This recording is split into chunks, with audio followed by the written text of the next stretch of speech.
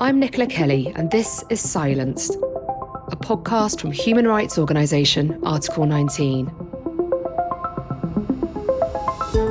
In each episode of this series, we'll hear the stories of journalists and activists around the world whose governments attempt to rein them in and cover up the truth.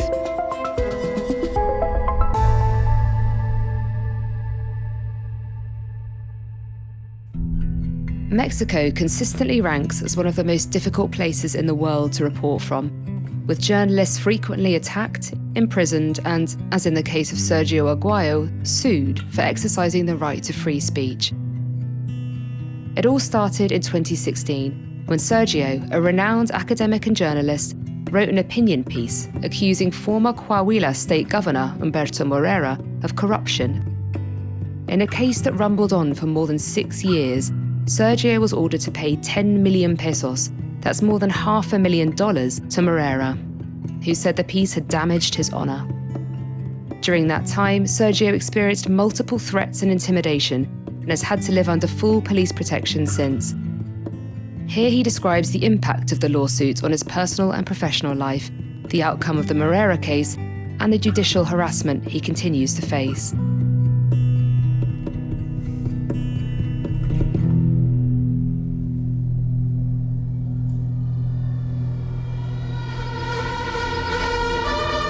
The most dangerous place in the world for journalists to work, other than in a conflict zone, is Mexico. Tonight, more bloodshed in Mexico. Another journalist killed this week in the country. This month alone, 3 journalists have been murdered, more are missing. 5 reporters have now been killed there less than 2 months into the new year.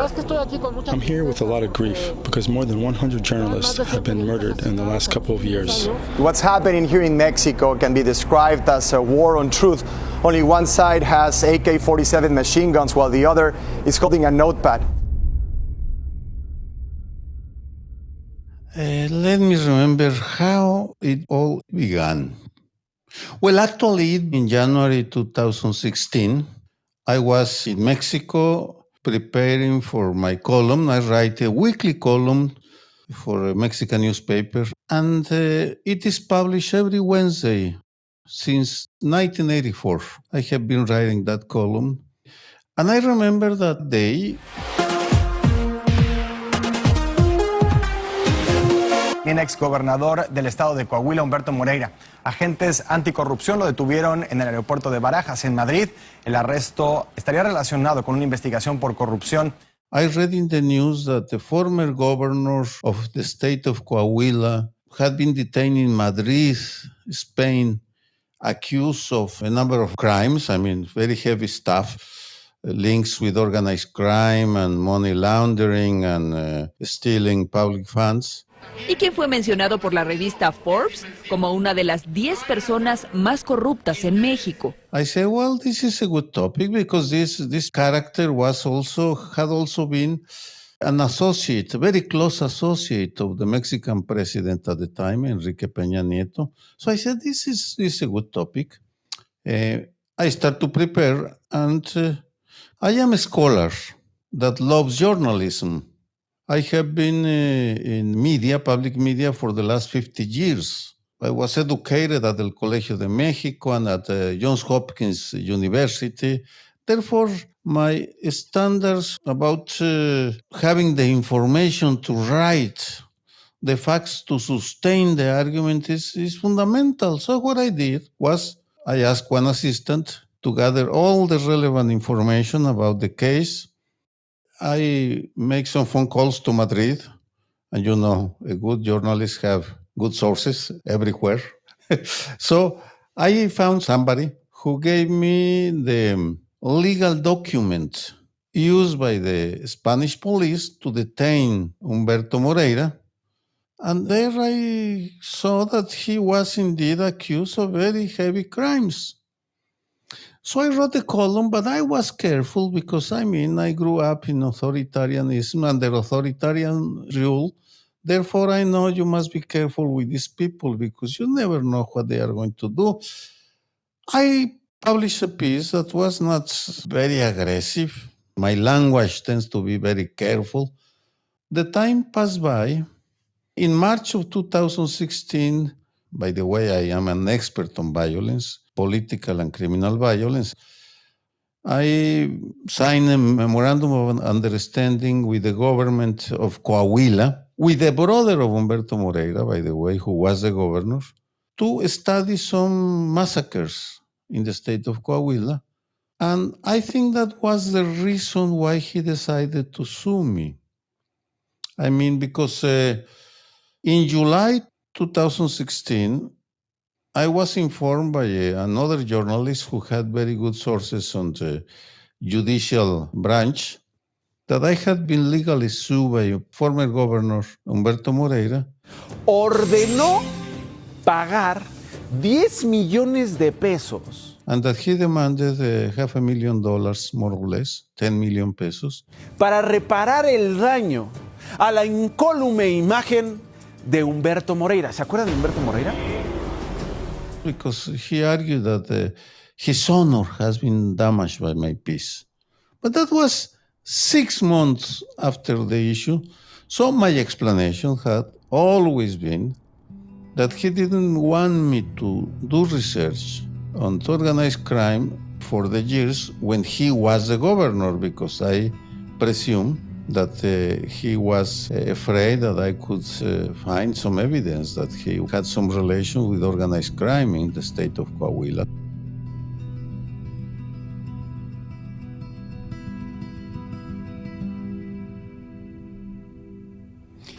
It was personally a very difficult experience because, of course, I am middle class. I mean, my family was, the countryside was peasant, but I did study and good universities, and I have a good life. I was able to provide a solid education to my 2 kids, and my wife also. She was a pioneer in the sense that she created a literary agency that sold the columns written by opinion writers like me. So we were able to accumulate an apartment and the house in the countryside. But I have always had the temptation to get involved in dangerous fields. Therefore, I have had problems in the past in the sense that for defending human rights and democracy, I have received 6 death threats along my professional life. And I have lived with police protection in different moments. Therefore, this was, at the time, my family reacted with extreme concern because I was facing the Mexico City legal system that was doing what former Governor Moreira wanted. Once I was giving a conference in the Netherlands, and I received the news that I had to make a deposit of $20,000 and $10,000 that time. Then in 2020, I also received that I had to make a deposit of $20,000. If not, my apartment would be impounded. Therefore, it was a constant harassment.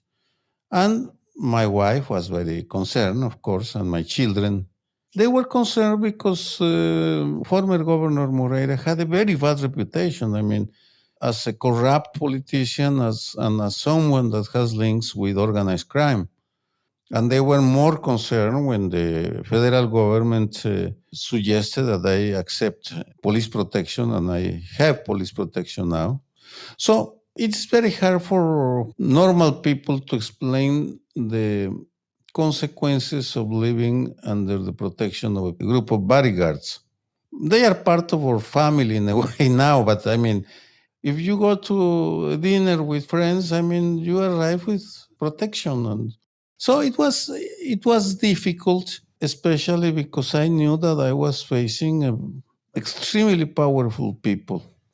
And I tend to exercise my freedom of expression to the limit. Therefore, I criticize the president openly. El día que ustedes estén dispuestos a pelear por su dignidad, ese día empezarán a cambiarnos. I am not shy, and that always has created concerns for my children. As a matter of fact, my children left Mexico because they didn't want to live under the fear created by extreme violence.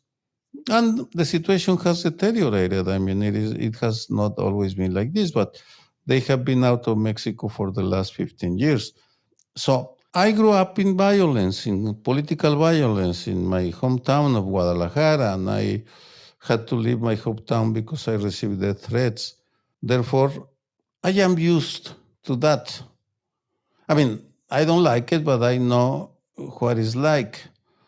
But it is very difficult to explain how to manage fear. I am 75 years old and I have been involved in the defense of my rights for the last 60 years. My first demonstration, I participated in 1963 when I was 16 years old. And it ended in a street fight, very violent street fight. And I also learned how to survive. And in this kind of struggles, you have to live with the problem and not let the problem overwhelm your existence, but you have to go day by day.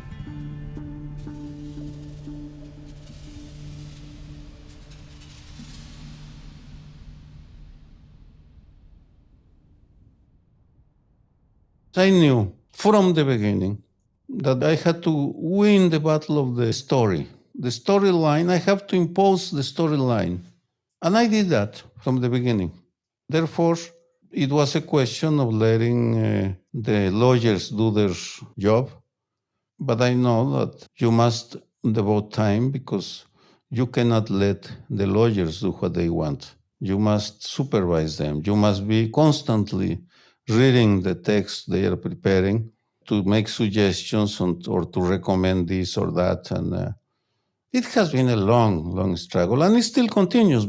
Mexican civil society is not as strong as it is in England or the US or Canada. Therefore, journalism, independent journalists have been always, for the last century, have been at the forefront, in the trenches, in the defense of fundamental rights. Therefore, there is a direct and constant confrontation with the powerful, be that politicians, entrepreneurs, or criminals. You are forced to challenge them all the time. And the reaction tends to be very heavy-handed. But it depends. I mean, in the case of the use of the legal system to harass journalists, it has been increasing its popularity.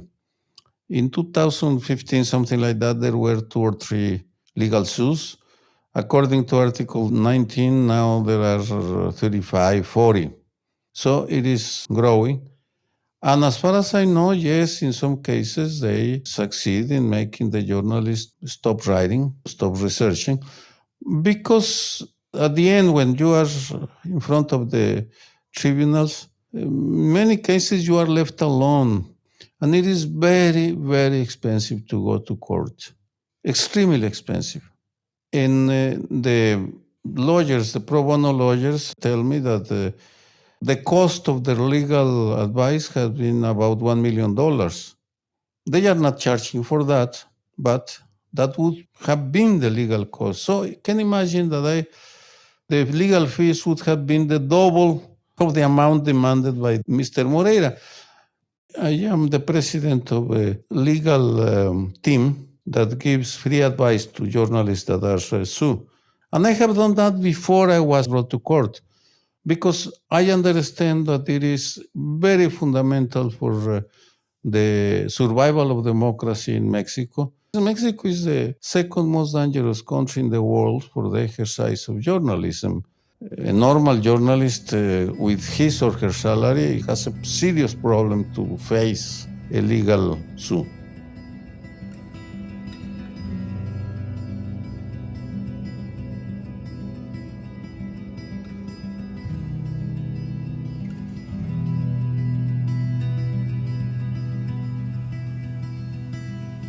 Many countries have problems with corruption, including the United States. But when you have those volumes of money that are associated with the drug traffic coming through a still developing country like Mexico, it does create enormous distortions in the system. I have the privilege of all the knowledge I have accumulated about the Mexican legal system in the last 5 years and a half. So what I have learned is that Mr. Moreira, he found, let's say, a friendly judge that was willing to take that legal suit, even if didn't have the merits. Therefore, what happened in the last 5 years and a half is that I have been dealing with a legal demand from a very powerful, very rich politician that wanted to punish me because I was looking around his state, and he has had the privilege of friendly judges in the Mexico City legal system because we live in a sort of a legal schizophrenia in which the federal legal system tends to be more professional, more honest, whereas the legal systems of the states tend to be willing to listen with a lot of attention to what the powerful wants and bend to their desires. And as a matter of fact, if my judicial experience extended for so long was because Humberto Moreira had the benefit of judges that did what his lawyers demanded. And that has been a nightmare. The lawyers of Humberto Moreira use all the legal tricks in the book in order to punish me, to erode my willingness to fight. Because it was a very long, expensive process. Some days I was so tired about the time I had to devote to this case. But I also knew what was at stake. Therefore, I continue because I have the solidarity of thousands upon thousands of people that gave me the support in many ways. So it became a very important case for the Mexican legal system and for the exercise of journalism because in the last years, the use of the legal instrument to punish journalists have extended dramatically because the powerful have found that it is for them a very cheap way to intimidate, to silence, to harass, to erode the will to fight or the will to disseminate the truth. In Mexico, when you kill a journalist, nothing happens. That's because more than 50% of these attacks are committed by state agents, and the state is unwilling to investigate itself. The authorities try to justify themselves by saying that these attacks against the press are just collateral damage given the violence this country suffers. And in that sense, I have learned what is the schizophrenia that the Mexican legal system has, and that this is a very heavy burden for the exercise of democracy and the freedom of expression.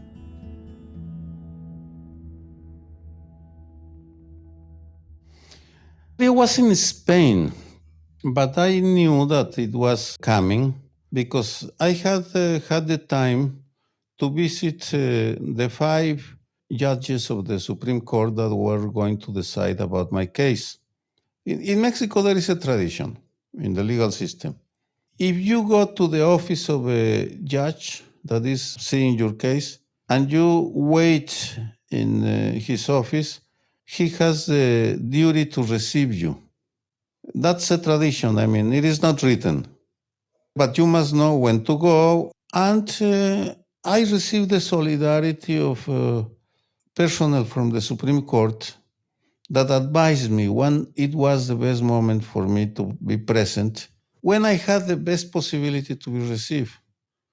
So they let me know that the best time to see the 5th judge was on March the 2nd.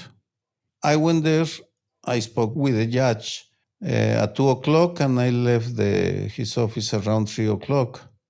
Then I went direct from the Supreme Court to the airport.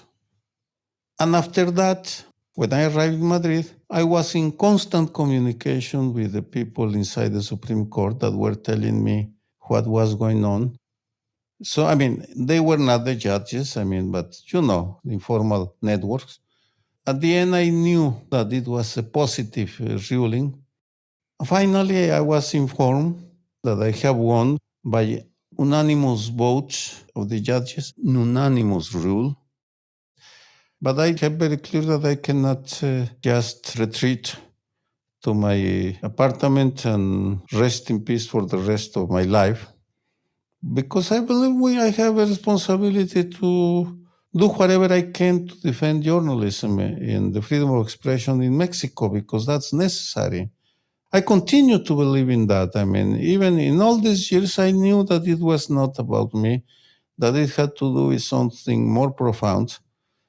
And I am a very good researcher. I can dig the facts from the bottom of the ocean if necessary.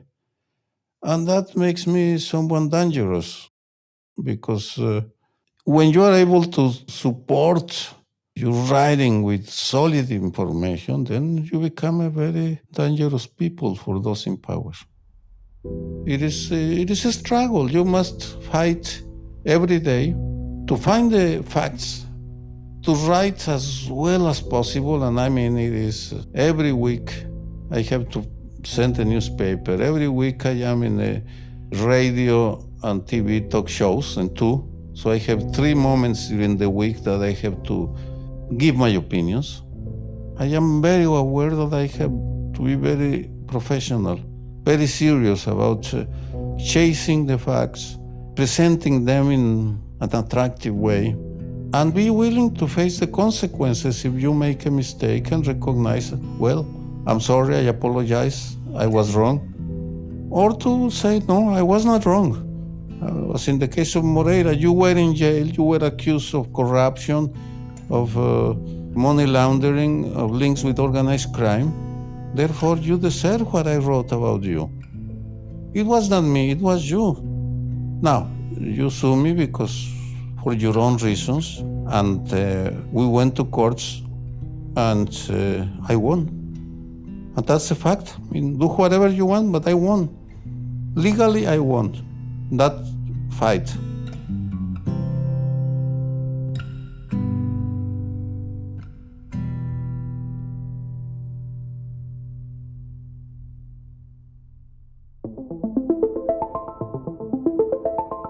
Silenced is hosted by me, Nicola Kelly. Original music is by Julian Wharton, and sound design is by Rick Morris. Thanks to Sergio Aguayo for speaking to me. You can listen to other episodes from the series in our back catalogue, which includes stories from Matthew Caruana Galizia, Iyad El Baghdadi, and Olga Tokayuk. Thanks for listening.